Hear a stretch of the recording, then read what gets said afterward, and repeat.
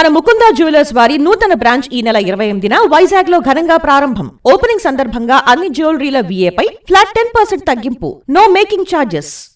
YCP హయాం నాటి వేల కోట్ల మద్యం కుంభకోణం కేసులో కీలక పరిణామం జరిగింది. కీలక నిందితులు రాజ్ కేశిరెడ్డి, వాసుదేవరెడ్డి, బూనేటి చాణక్య, వారి కుటుంబ సభ్యులతో పాటు మరికొందరు వ్యక్తులు, సంస్థలకు సంబంధించిన 441 కోట్ల 63 లక్షల విలువైన స్థిర చరాస్తులను ఈడీ జప్తు చేసింది.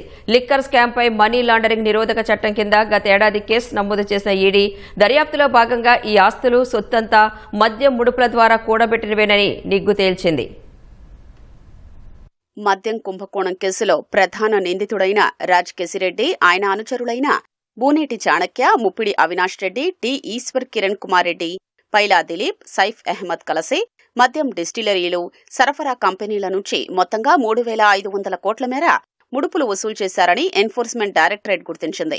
అందులో 1,048 కోట్ల 45 లక్షల రూపాయలకు సంబంధించిన మూలాల్ని మనీ ట్రయల్ ద్వారా వెలికితీసింది. నగదు, బంగారం రూపంలో ముడుపులు కొల్లగొట్టిన ఈ ముఠా ఆ సొత్తుతో భారీగా స్థిరాస్తులు కొనుగోలు చేశారని, వ్యక్తిగతంగా లాభాలు పొందారని ఈడీ నిర్ధారించింది. ముడుపుల ద్వారా కొల్లగొట్టిన దాంట్లో అత్యధిక భాగాన్ని నిందితులు దాచిపెట్టడం లేదా వేరే మార్గాల్లో మళ్లించారని తేల్చింది.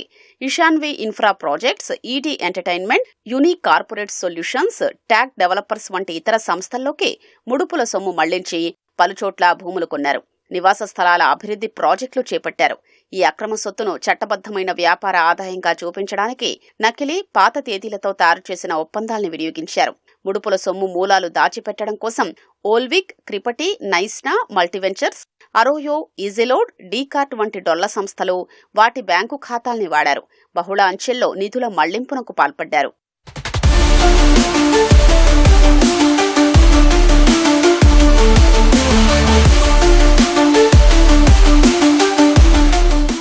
మద్యం కొనుగోళ్లు, సరఫరా, విక్రయ వ్యవస్థల్ని గుప్పిట్లో పెట్టుకున్న మద్యం ముఠా ప్రతి నెల 100 కోట్ల మేర అక్రమాదాయం సంపాదించింది.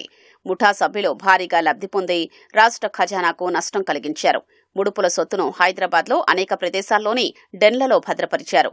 వాటి కోసం క్యాష్ హ్యాండ్లర్లను నియమించారు. ఆ డెన్ల నుంచే ముడుపుల సొమ్మును వేర్వేరు అవసరాల కోసం తరలించారు. APSBCL డిపోల నుంచి ప్రభుత్వ దుకాణాలకు మద్యం సరఫరా చేసే రవాణా కాంట్రాక్టు టెండర్లలోనూ అక్రమాలకు పాల్పడ్డారు.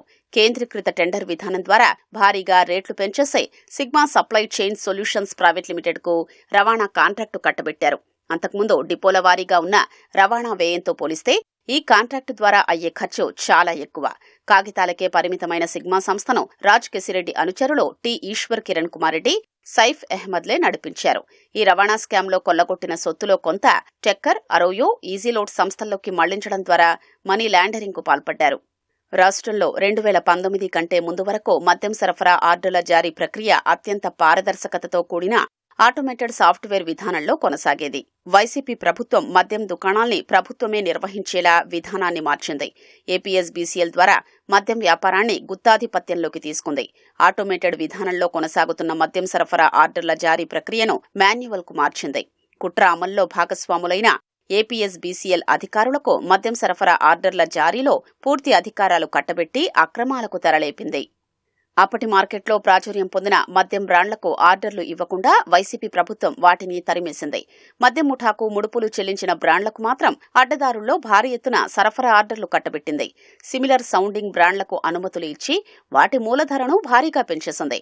ఆ బ్రాండ్లు తయారు చేసే సంస్థలకు అదనపు లాభాలు కల్పించి ప్రతిఫలంగా ముడుపులు వసూలు చేసింది. మద్యం సరఫరా ఆర్డర్లు లభించాలంటే ఒక్కో కేసు మూలధరలో 15 నుంచి 20% మేర ముడుపులు చెల్లించాల్సిందేనంటూ డిస్టిలరీల యాజమాన్యాల్ని ఈ ముఠా బెదిరించింది. అందుకు అంగీకరించని వారికి ఆర్డర్లు ఇవ్వకుండా ఆపేసింది. పెండింగ్ బకాయిలు చెల్లించకుండా నిలిపేసింది. రాజ్ కేశిరెడ్డి అనుచరులు బూనేటి చాణక్య, సైఫ్ అహ్మద్, తోడల్లుడు ముప్పిడి అవినాష్ రెడ్డి డిస్టిలరీలు, మద్యం సరఫరా కంపెనీల నుంచి ముడుపులు వసూలు చేశారు. దీనికోసం ఆయా యజమానులతో సిగ్నల్ వంటి యాప్ల ద్వారా VoIP కాల్స్లో మాట్లాడేవారు. తామెవరో ఎవరికీ తెలియకుండా ఉండేలా ఈ ఎత్తుగడ వేశారు.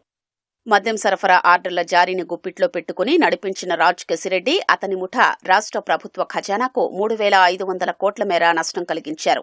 మద్యం ముఠా సభ్యులు సొంతంగా కొన్ని డిస్టిలరీలు ఏర్పాటు చేయడమే కాకుండా మరికొన్ని డిస్టిలరీల్ని ఆధీనంలోకి తీసుకున్నారు. వారు అక్రమంగా లబ్ధి పొందడానికి ఈ డిస్టిలరీలు స్పెషల్ పర్పస్ వెహికల్స్ గా ఉపయోగపడ్డాయి. అదాన్ డిస్టిలరీస్, లీలా డిస్టిలరీస్, యూవీ డిస్టిలరీస్ వంటివి పూర్తిగా ఈ మద్యం ముఠా నియంత్రణలోనే నడిచాయి. రాజకీయ, పరిపాలనా పలుకుబడి ద్వారా వాటికి భారీగా ఆర్డర్లు కట్టబెట్టారు.